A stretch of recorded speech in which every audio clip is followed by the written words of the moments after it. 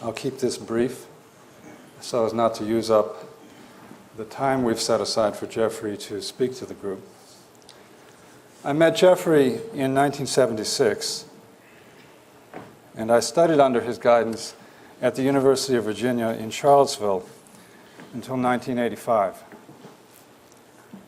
Whatever I have been able to learn of the Tibetan language and the knowledge held therein derives entirely from the years I spent learning from him. In this, I resemble hundreds and hundreds of other students of the Tibetan language and of the Buddha Dharma that flourished in Tibet. Over the course of his long and distinguished career, Jeffrey has published more than 40 books, many of them landmarks in the study of Buddhist thought and Buddhist practice. When I consider his contribution to our field, I often think that his greatest generosity lies in having not only opened doors, but also left them open, so that others can follow behind, taking note of the clear prints he has left in the ground on which he has walked, learn what he has learned, and go on to explore other areas of a virtually inexhaustible literary and cultural heritage. So it is my honor to introduce Jeffrey Hopkins to you and to ask him to address those gathered here today.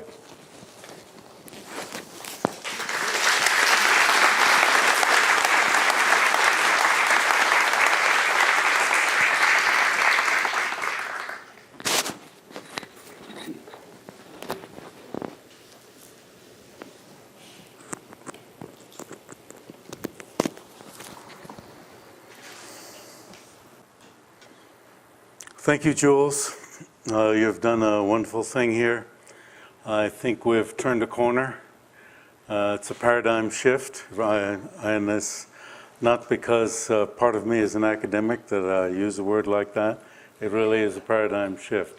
Who would have expected that a conference on translation would draw so many people? There is a community.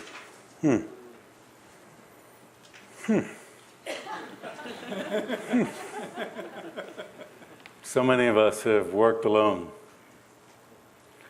What was it? One of the Lamas used the word maverick. That's the wrong word to use nowadays.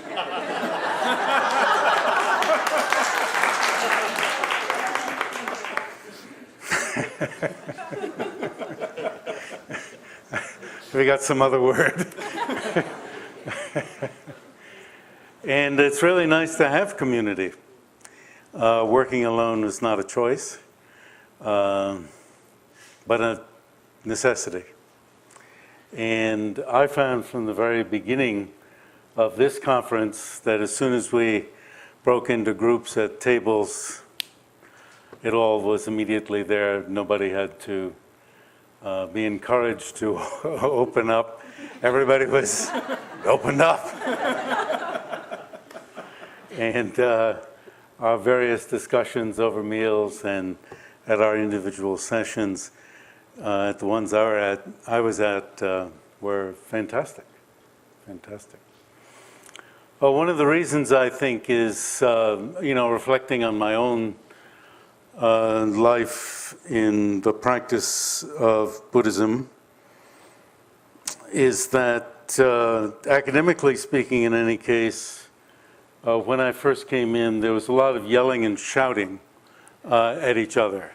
That's because we knew so little that we were standing on a precipice we didn't realize we were, and the only way to keep from falling off was to shout at somebody else. I thought it was pretty disgusting. And so at first I decided I'd keep away from academic meetings, which is not quite the thing you do when you're in academics. And the reason why people can be so loose, relaxed, and so forth is that we know we don't know what we're talking about. or we've worked with various terms for many years. We've switched terms. This and that has not been satisfied, has not been satisfactory. We've switched 5 or 6 times, come back to the original one, go on to another one. Use capital letters, use small letters, Used the multiple terms that have slashes in them, use terms with hyphens in them. I don't know what else you could say. Well, you use Sanskrit, You give up and you say, I see you're wearing blue today. No, you don't say that. I see you're wearing Neela today.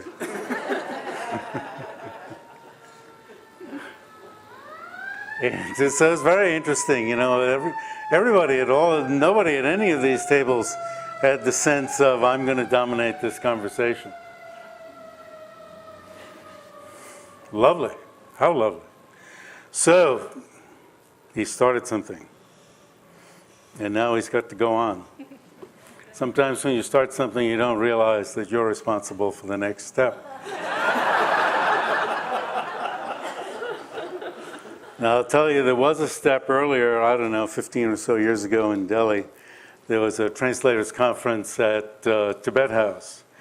And as Alex Berzin pointed out, there was only one subsequent event, at least that I'm aware of, which was the invitation to Alex Berzin to come and talk to a bunch of translators. That was it. But now, there's enough people. The corner's been turned. This is the moment. It is.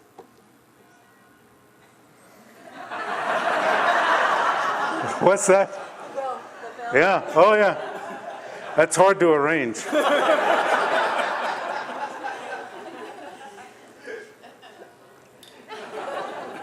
I was thinking of passing along to you that one of the ways of having successful work with lamas, I would call Mo control. You have to be able to control the Mo that's done about you to see if you're worth doing business with.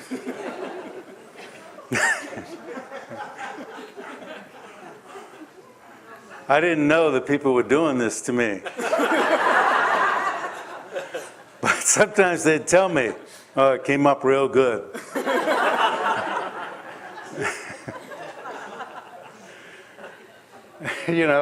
Somebody give a teaching and they'd say, well, I'd like to have this out right away. And I'll say, there's no question I'll get it out right away. 20 years later, I get it out. And the Lama's still waiting. Why? Because of the Mo.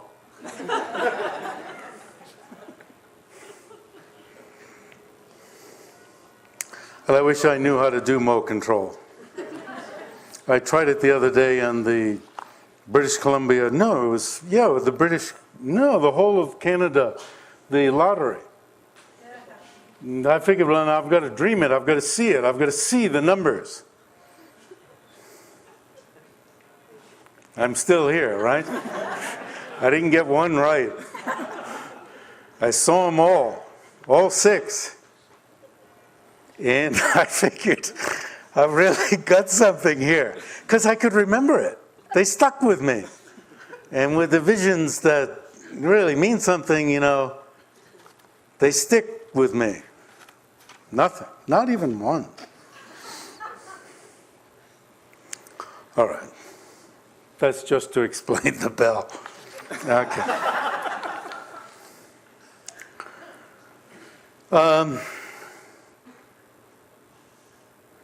I can't pretend to talk to anyone about what you should do. I can mention about some things that I've done. And maybe it's of some worth, and maybe it isn't of any worth. Yeah, that's it.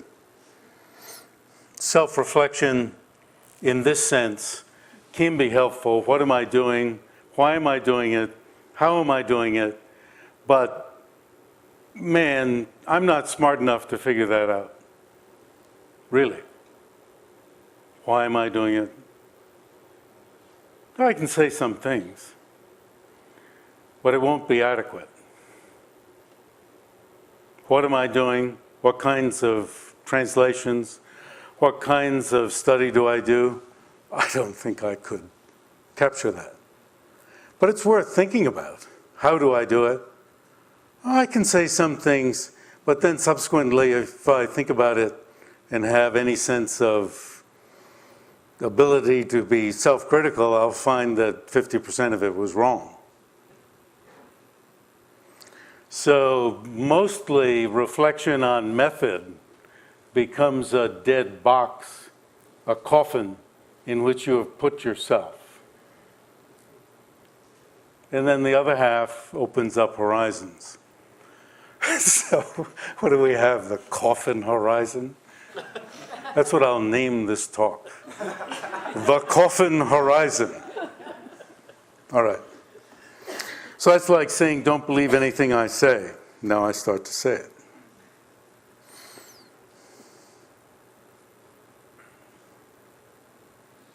I'm not seeking to manage my own legacy. I think legacy is just a substitution for the word fame. And to seek to manage your own fame is ridiculous non-virtue. Ridiculous. You can't control it anyway, so you're wasting your time. People will think whatever they want. I was in another country somewhere and riding with a fellow in the car who had invited me. We had never met before, and we'd talked for a while. It was very easygoing and so forth. And after a while he said, "You've really changed. You're really nice." And I said, "Have we met before?" So he said, "I got an idea of what my reputation is." And you can see from some things that have happened during the conference that, okay. People will think what they want, or they'll find some flimsy evidence and draw conclusions on that, and they'll miss a great deal of the true evidence also that will tell you that I'm the kind of person who views his life as a whole. I'm not the kind of person who says, well, 20 years ago I was a real jerk, but now I've got something straight. Or even down to my drinking days and juvenile delinquency days as a teenager, some of which took place in Denver. I was reflecting I could still be in the pen for that if people knew what I did in Denver. But you see, I don't reflect on it and think, wow, I was a real jerk in Denver. I'm changed now. I see a continuity through it all. I see continuity down to kindergarten and before. So that means I have to not pay attention to some things. Otherwise, you couldn't make the continuity. So again, I'm saying don't believe anything I say. But anyway, that's how I look at my life. Some people don't. Some people say, oh yeah, that's just something I did in high school.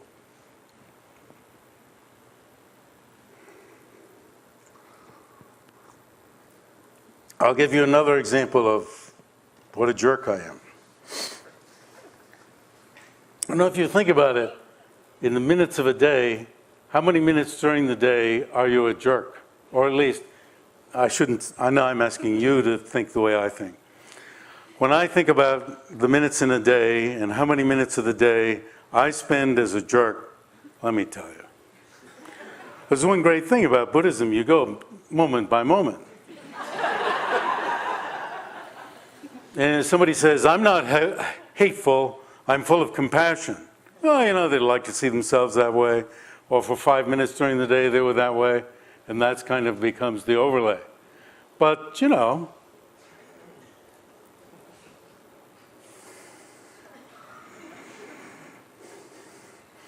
how many minutes during the day did I accept that things exist the way they appear? Give me a break. Was there any time when I didn't? One of the Lamas mentioned something about the 8 worldly concerns, and it was like, oh yeah, there's the 8 worldly concerns. I'm tremendously concerned about gaining and losing right now. Stock market. Old in life, finally got a little money. Didn't plan on it. Didn't try to get it. but it's now precious. And I'll throw my life away for it. Isn't that kind of hopeless? So anyway, I said I'd give you another example, and I did, but it wasn't the one I intended. Sometimes people say to me, well, you must be very disciplined. You've done so much. I say, no, I'm not disciplined. That's total garbage. I've had to think about it. It's taken me a long time. It's taken me a few years to figure out that I am disciplined. I didn't know I was. I just, well, I just do it. Well, you know, when you observe it, it's like, gee, I'd like to sleep right now, or, you know, take it easy or whatever. And there's some other thought, well, it would be helpful to do some more of this. That's discipline. Discipline doesn't mean punishment. That's what I was thinking. Discipline means I go, so that's how much of a jerk I am. I don't even know I'm disciplined. I don't even know I discipline myself. It's not jerk, jerk, jerk, right? Okay, anyway. And one of the main, at this age, okay, 68, people ask me questions about why you did what you did and so forth and blah, blah, blah. And it's things I've never thought about. And it's caused me to think about it. And why do I bother to discipline myself to do some of these things? Now, discipline then doesn't mean giving myself a hard time, okay? It just means doing some nice things. It's because I've been taught by people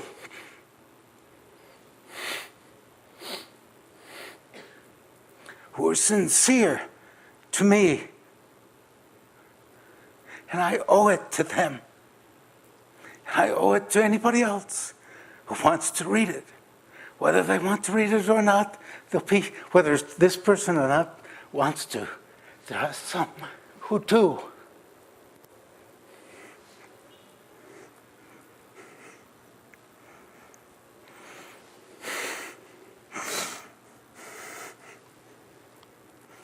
So,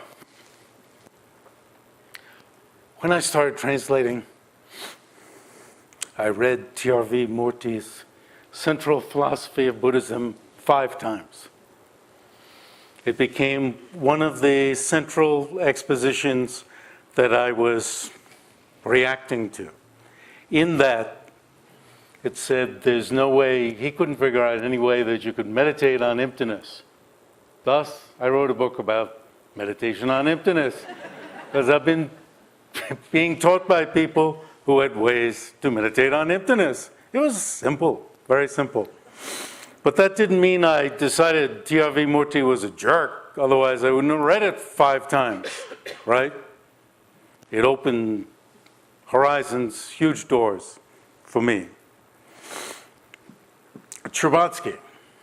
All of us, I doubt that people, everybody, still buys Trubetsky's Buddhist Logic and puts it on the shelf. You know, read a few pages and then you put it on the shelf. I read a little bit more than that. I did eventually check out one chapter.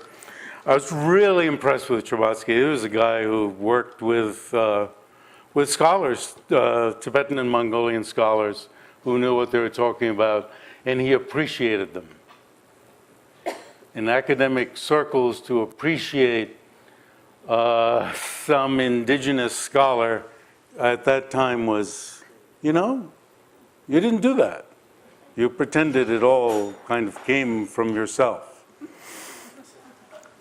And so I was influenced a lot by Trubetsky. I was also influenced because when I checked that first chapter, I noticed he translated the same word, Ngunsum Pratyaksha, in many different ways, even when the meaning was the same. So I didn't decide he's a jerk or, you know, whatever. Trubetsky was great, but I'm not going to do that. I'm going to use the same word as much as I can. Although that habit has now been broken with some of the big publications where they're insisting on different words just to keep the prose lively. But that's not affecting the way I do other things. And he also added in a whole lot to make it easier to read, but you wouldn't have known that unless you looked at the original. So I decided to put things in brackets. That explains why I use brackets. And then another thing is, as many bracketed additions as I put in, later on, I'm so thankful I put them in, because I'd have to reinvent the wheel each time I read the book. So it helps me a lot. Sometimes people say, you know, what the hell are all these brackets? Well, it's as simple as that. So it's positively influenced by Morty, Sherbatsky, Lavallee, Poussin, the great French, or translators into French, Buddhologists, Poussin, Lamotte, and Lévy. I was making fun, I guess, of Poussin earlier when I said, oh, I see you're wearing a Nila shirt, a blue shirt. He even left blue in Sanskrit.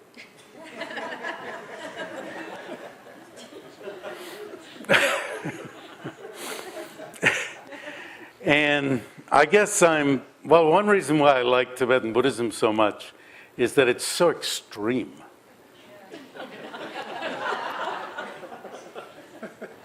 You know, to my way of thinking, almost everything is done to an extreme. And, and so, of course, when I decided to translate Nila as blue, I decided to translate everything I could, or to try to translate everything into English, because I'm a fellow extremist. Now, you know I'm not talking about the typical extremes, but just, you know, how much meditators meditate, how much debaters debate, how much, you know, butter statues are made, how many tankas. This room has very few.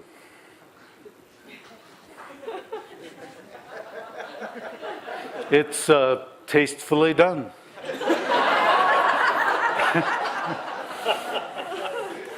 I'm missing the chicken wire and the tankas and statues, you know, one on top of each other, all over, you know. Have you ever looked through the chicken wire one by one at them? That's great. It's a great feast. It's a great feast. So, in some way, because I was educated by Tibetans and Mongolians, I must make more than passing reference to the Europeans, and if we call Russians Europeans, Obermiller also, German, in whose tradition also I suppose I am, although my sense of identity does not rest there.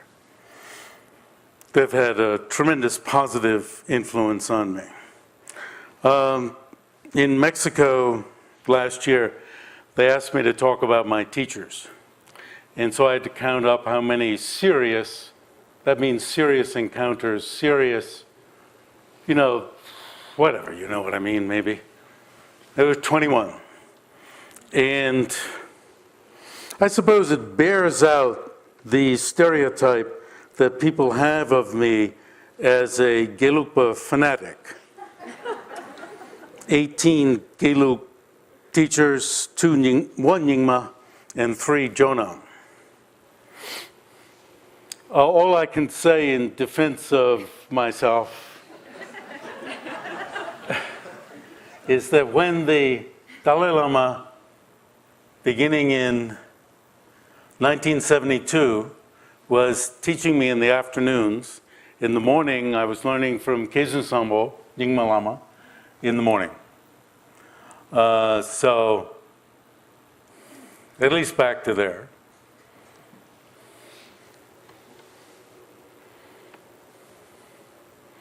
And when I named the center, sort of center that I started, I named it Sarnying Sungjuk Ling. Sar Ning. Old, new and old. Union, I called it, it's very clever of me, Union of the Modern and the Ancient. UMA. Oh, so clever. So clever. Oh. If I did nothing else, that would have been enough.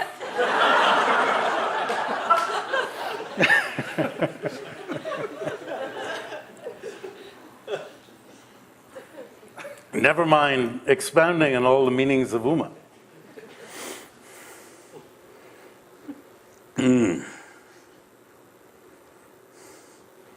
One of my early teachers over lunch, also first teacher, over lunch, I was with him for 5 years in that stretch, which at that time was unheard of, and would bring the FBI and the CIA to your door, literally, to our door. One day, he was all for bringing all sorts of lamas from different sects to the, we called it monastery, shaven head and all that, but never took vows. And we were confined to the property. I figured out a way around this. I became the treasurer, which meant I had to deposit the offerings from the Mongolians in the community. So anytime there was a couple dollars on the altar, I would grab it and run to the bank. Now I still have to walk very slowly to the bank, so I wouldn't be back too soon. Anyway, he was telling us over lunch we should be non-sectarian. You know, we're actually, you know, the word from the private office went out all over the place to try to find some monks, lamas who would like to come. Almost nobody wanted to come at that time, believe it or not. Almost no one. Ended up with 1 Sangye and 3 Gelug. And we're all melted in admiration at his call for non-sectarian. Well, within Gelug, it's the monastic colleges where the real sectarianism takes place. These are like different sects. And when he finished, as he was finishing, he said, "But of course, Gomang is better than any of them."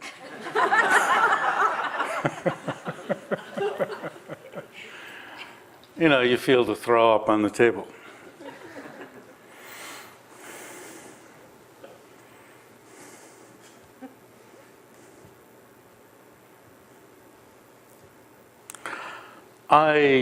So I guess another piece of evidence of my somewhat lack of sectarianism is that of the 20 PhDs who graduated from the Virginia program, they've worked in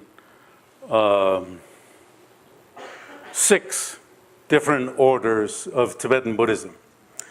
Nobody ever called me up after they left and said, "Jeffrey, is it okay if I do such and such?" Nobody, as they were leaving, did I advise, "Oh, do such and such. This is your next task."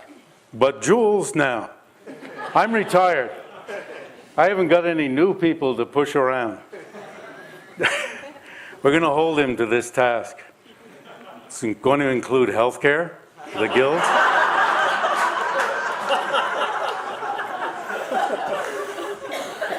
It's going to include, you know, some regularization of pay. All interpreters know that the person in the red suit gets 99.9%, and the translator who made it, the interpreter who made it all possible, gets a few crumbs. I never had that problem. I always had something. Not when I was living at the monastery, but later, you know, job as a professor, so I never had to worry. But these are things that are easy to do in time. You know, group health care for those who need it. Especially in this country, the world is divided into those who do and do not have health care. And I don't know, in terms of respect for interpreters, I don't know whether it's good for some interpreters like myself to say things that I have heard others say. I haven't been in a position where I've had to undergo some of the difficulties that others have had to, which is a bit like Rodney Dangerfield, right? I ain't getting no respect.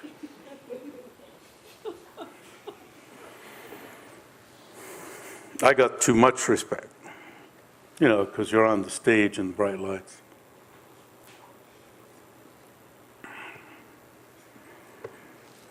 All right. So in terms of some of my techniques for working,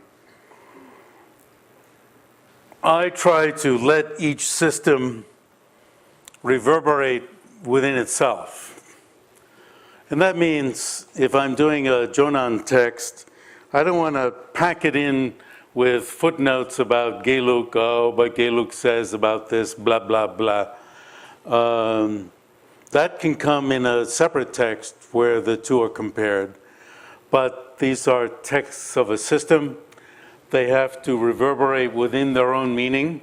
And in separate texts, I mean, they are in a cultural environment that reacts with other systems, but you can't let those other systems drown them out. For instance, in writing Meditation on Emptiness, I had read the Trumta of Daksang Lotsawa Sherpa Rinchen, whom Jaya Sheba was vociferously and virulently arguing against. Read the whole thing. But I said very little about that because I didn't want to complicate the scene. I didn't want to leave the reader with nothing to talk about so many different systems in the same breath and leave them with nothing. And the same in dealing with the Jonang mountain doctrine. I found that I really didn't want to say anything. The text itself was so beautiful, said so much in and of itself, that I didn't want to say anything in comparison. I'm currently working on Nyingma text, Mipam's the second of his trilogy on what I call fundamental mind, and it's a sustained argument, and it's a sustained argument against those who would bring Gelugpa type, but he calls it Sarma, new translation school type thought into Dzogchen. He says, I don't care if you guys do what, Gelug does. Well, I'm saying Gelug, but these other people do what they do. Just don't bring it in and mess up what we're doing. So you see, it's very enticing to flesh out a bit what he's saying not to bring in. And I've pretty much decided not to flesh it out. Do it separately so that the text is there. And why not? Here, do another book. It's just one more book. But I don't back away from stark comparisons between systems. Stark! That's the beauty! 2 systems, 4 systems, 6 systems of such beauty. Look at this culture that spawned so many great scholar practitioners who didn't just present philosophy practice from the point of view of like one sutra, one tantra, but attempted a world view of Buddhism, putting different systems in their place within a grand world view. So you get all of these different grand views. That's so beautiful. They illuminate your life. My life. Not talking about you. So from that point of view, to be sectarian is absolute garbage. Absolute garbage.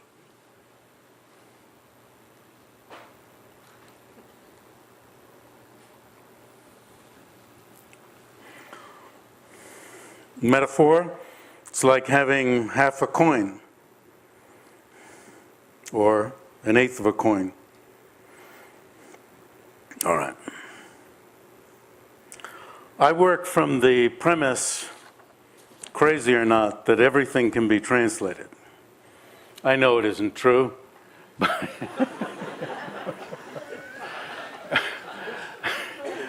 But you got to have that. I have to have that premise in order to lead myself into trying to figure out a word for anything. All right, so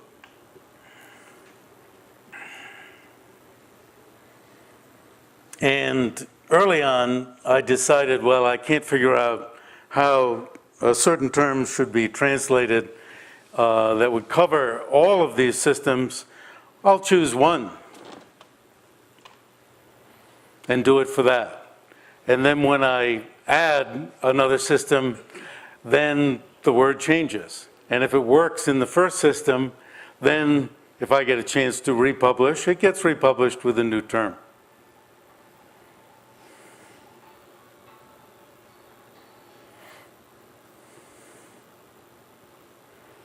So we all know about word translation, meaning translation, forward translation, and backwards translation. It would be kind of fun to look in one sentence. You probably find in most sentences I'm doing all four. You can't put the verb at the end. So then you got backwards and forwards. And unless you can do the word translation, which I prefer, then you've got to go to the meaning for something. So at least you're going to have three. I'm going to have three. It was very helpful. Multiple translations in different contexts, why not?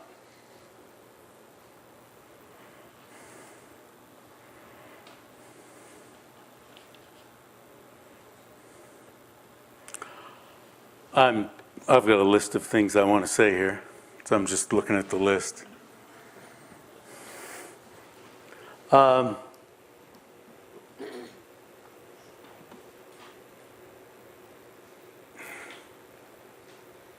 Every philosophical system in English, I don't know about much philosophy in English, it never stuck with me.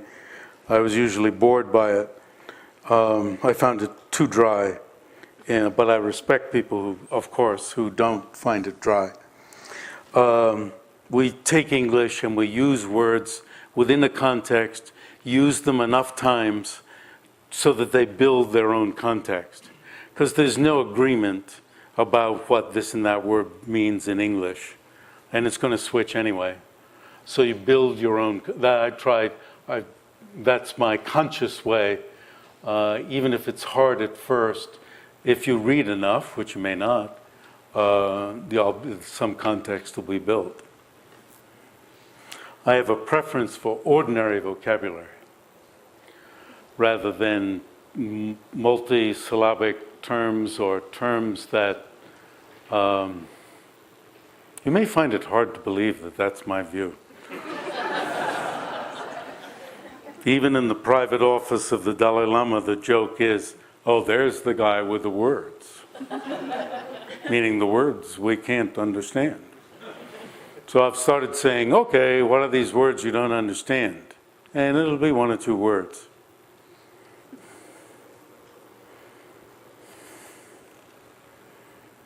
I'm not afraid of neologisms.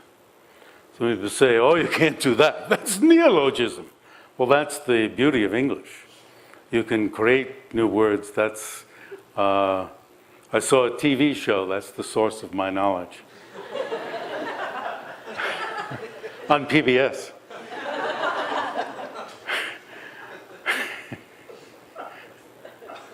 By Robert McNeil, that's even better.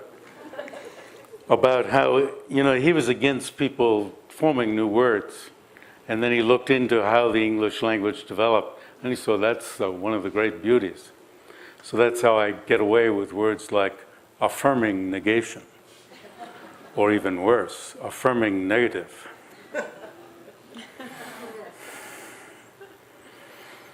Then, as people have said quite, no, that's, I've destroyed the sound system.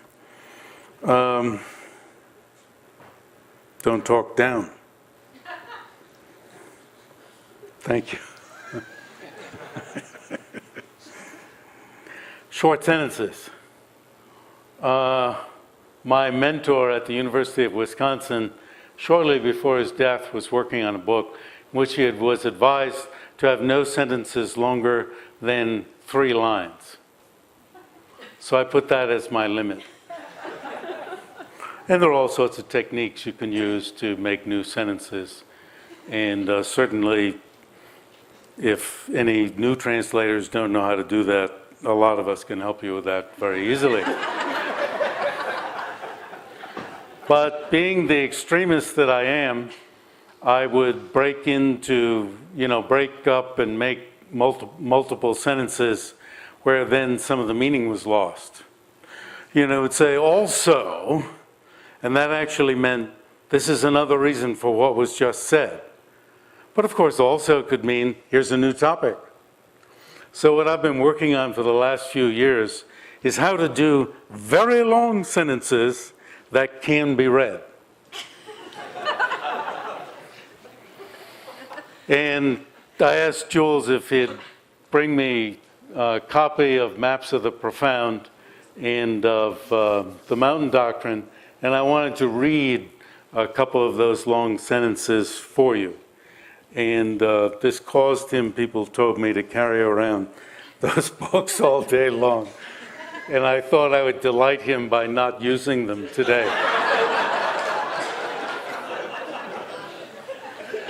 But I would ask you, if you ever take any of my books off the shelf, and you come upon long sentences, write me and tell me if it works. There are bullets. There are all sorts of techniques you can use, using white space and so forth, that will allow what is a single sentence in Tibetan to go on, and I claim be comprehensible. So the short sentence dictum does not carry in all situations. Of course, short sentences are helpful. And of course, you must be able to get from one clause to another easily. It's got to unravel that way. It can't be some kind of circular thing that the reader remembers the subject from 30 lines earlier. I've succeeded.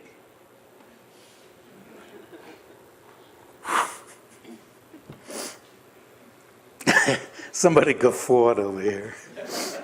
Somebody understood the tone of my remark. Okay. Now,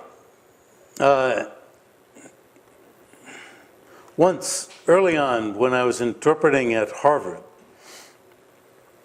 one of my friends in the audience said, "You're doing a good job. I can see how hard you're working." Oh, God. And I thought, oh yeah, I am giving the impression that this is really difficult.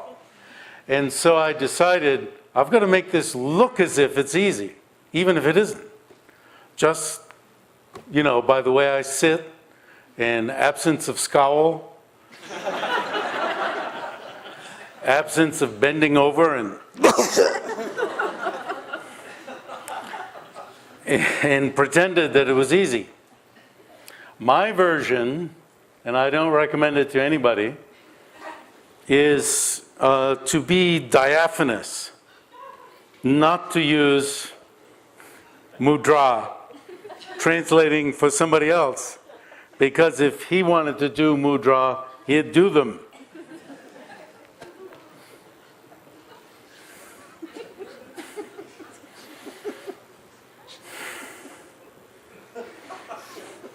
And seeking to speak sentences that had a beginning, middle, and end, and the audience would know the beginning, know the middle, and know the end. A long sentence out. I mean, you can do a but, you can do all sorts of things that'll carry it on and on and on. But let's put it this way, the clause has to be comprehensible, beginning, middle, and end. And for some reason, I know that my voice had to be such that the person in the back row could hear it with no strain at all. And at the end of the sentence, I could not go down as nothing.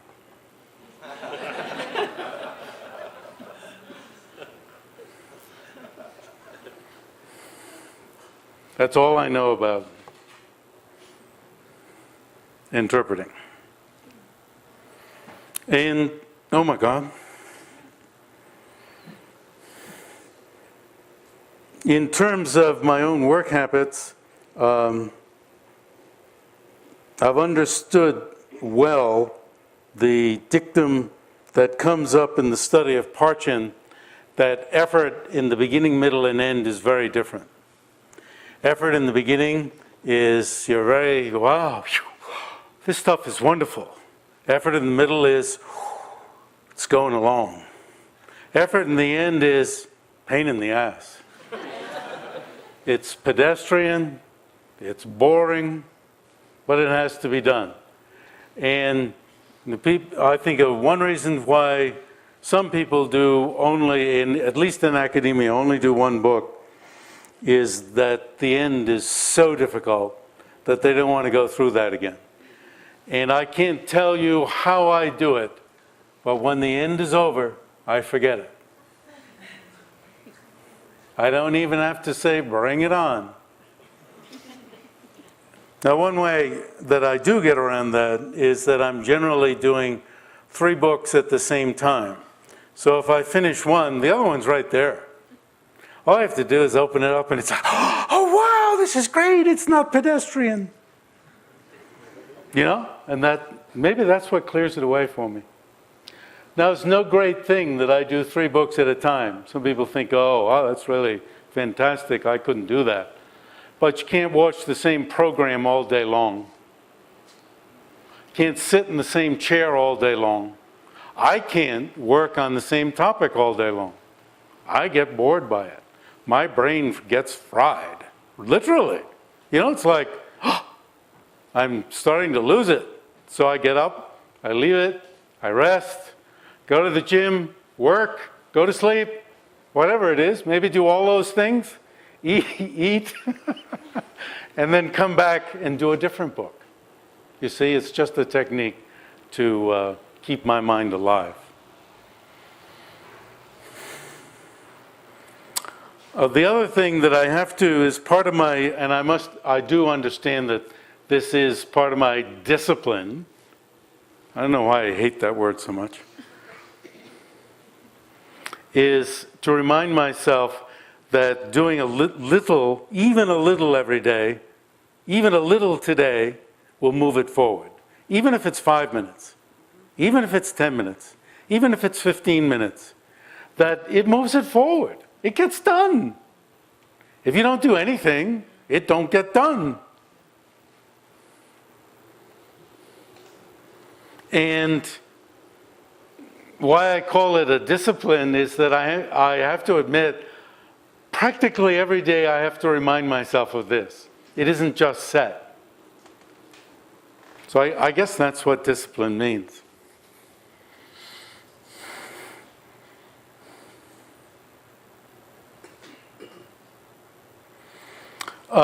Some people have said, why do you do so many books? Well, it's my practice. It's my food. Someone here said that we do this only for others. Well, I do it for myself too. It's my food. It's like not eating if I don't do something today. As simple as that, really. It puts me in contact with deep material and can't live without it. Gotta eat food.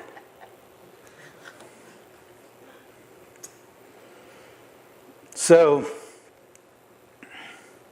this is how I can contribute to the world also. myself, if this is where I find myself, what I'm capable of doing. And if I don't do it, that's really bad. If I just sit around, we all complain about the government's not doing this and that, or this person is not doing this and that, then, and then what am I doing? Am I doing my this and that? And some of the, in one way I don't like talking about this, but now I've talked about it a few times. One of the things I do is pick up things on the sidewalk. Sticks, pencils, get them out of the way so people don't trip. So you might think my life is full of translating books with some altruistic motivation. Part of it is, but it's also removing sticks from the sidewalk. When I pass by a stick on the sidewalk and I don't remove it, I feel, what the hell's the matter with you? You can't let that stick go by.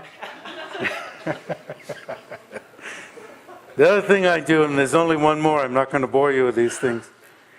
I fix people's toilets when I visit their house.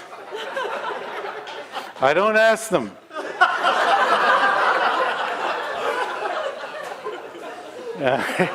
If I ask them, you can make all sorts of trouble. I say, oh, no.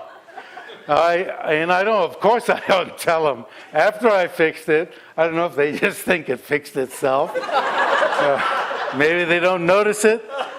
Even in the hotel, the shower, the faucet, but the screw on it was one of those square things.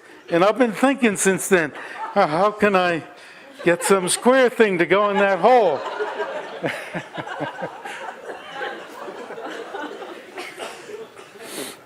And one family, I did ask them if they wanted me to fix it. And within a couple months, the couple was divorced.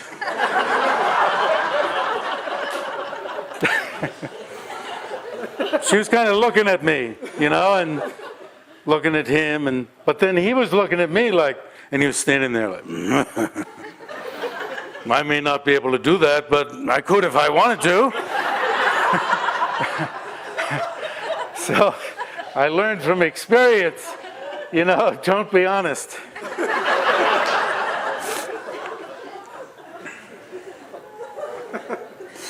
So some people say, you must have sacrificed a lot to do all this.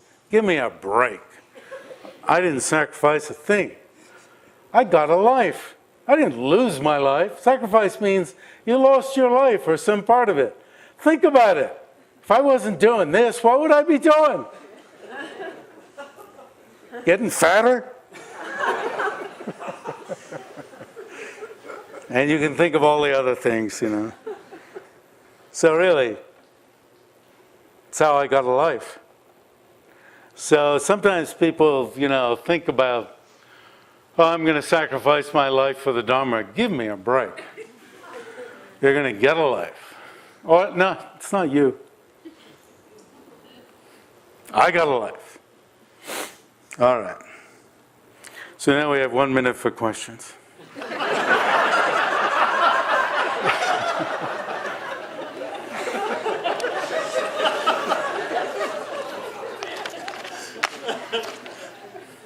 I actually wanted to hear what your questions were, like, why the hell do you, translate this as? Yes. What do you do with toilets in Asia? What do I do with toilets in Asia?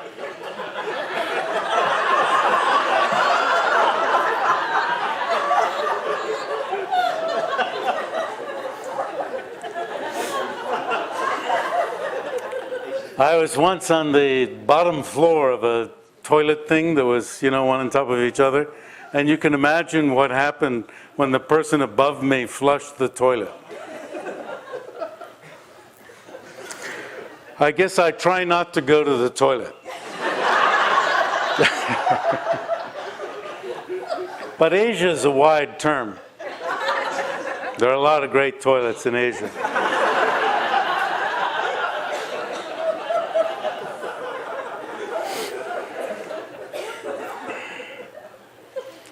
She's my ambulance mate.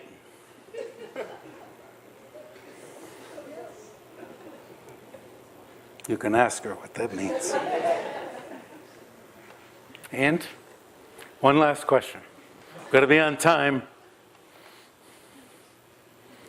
Because Jules holds us to what we promised to do. Yes? How do you translate drupa and why? Proliferations is the current one. It used to be elaborations.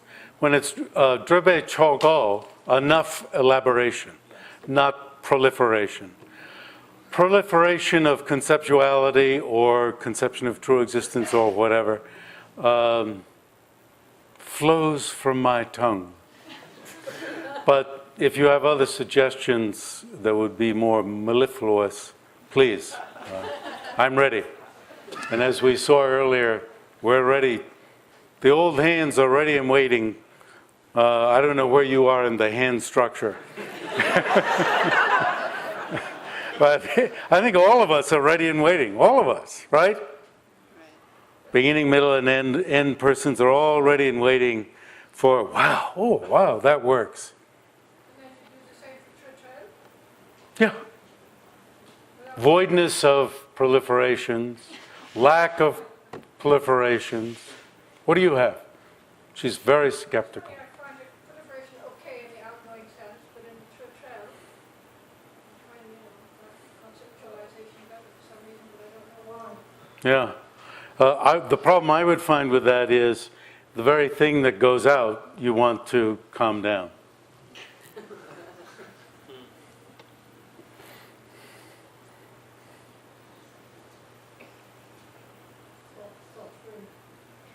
But I'm not trying to, counter immediately what you say.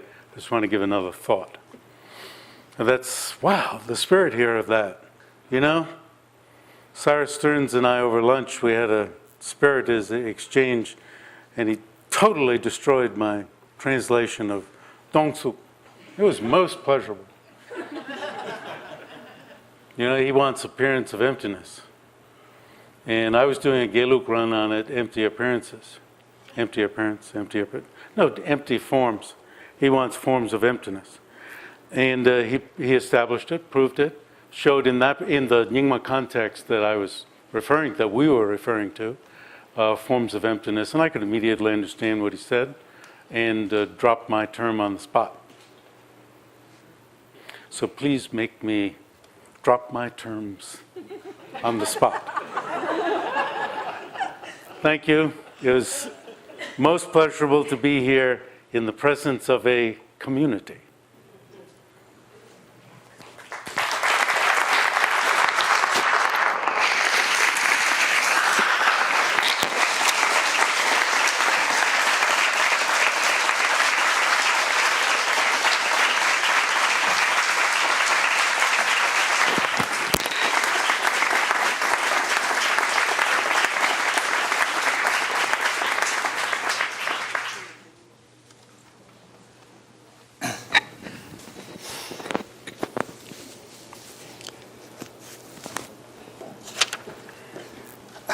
Probably you can see why, after meeting Jeffrey in 1976, I stayed in Charlottesville as long as I possibly could.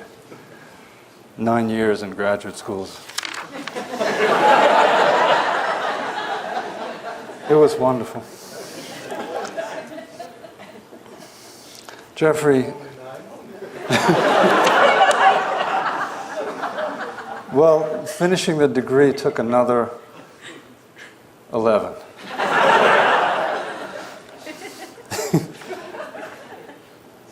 Jeffrey, in sharing your knowledge and your passion, you have always, and for a long time, given us good guidance and meaningful words.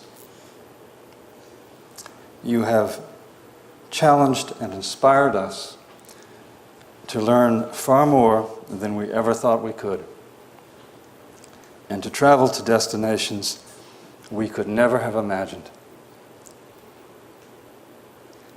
Through all these many years, you have nourished us and you have enriched us and this afternoon you have done so again. We look forward to your continuing to do so, and we offer you our thanks.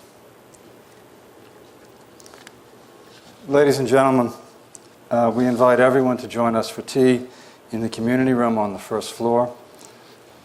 Translators will start up again in 30 minutes.